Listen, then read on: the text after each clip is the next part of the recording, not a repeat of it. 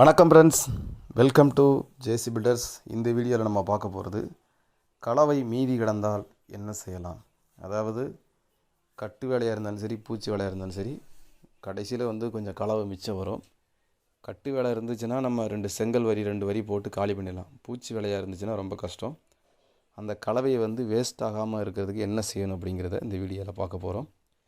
அதாவது எத்தனை தட்டு கலவை இருக்குன்னு பாருங்கள். ஒரு 5 தட்டு 10 தட்டு அப்படி இருந்துச்சுன்னா ஒரு 100 கிராம் சீனி, மேக்ஸிமம் நீங்கள் அதுக்கு மேலே ஒரு 1/4 கிலோ வாங்கினாலும் வாங்கிக்கலாம்.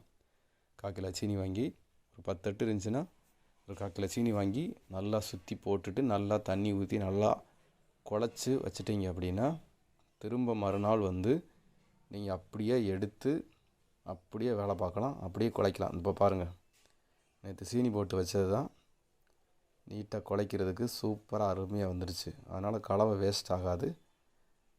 அதனால் மேக்ஸிமம் வேஸ்ட் ஆகாமல் பார்த்துக்கோங்க. அப்படி வேஸ்ட் ஆச்சுன்னா மீதி கிடக்கிற மாதிரி இருந்துச்சுன்னா இதுதான் மெத்தடு. இந்த மெத்தடை ஃபாலோ பண்ணுங்கள். சீனி நம்ம டீ குடிக்கிறதுக்கு போடுற சீனி தான், வேறு எதுவும் கிடையாது. Okay, thank you.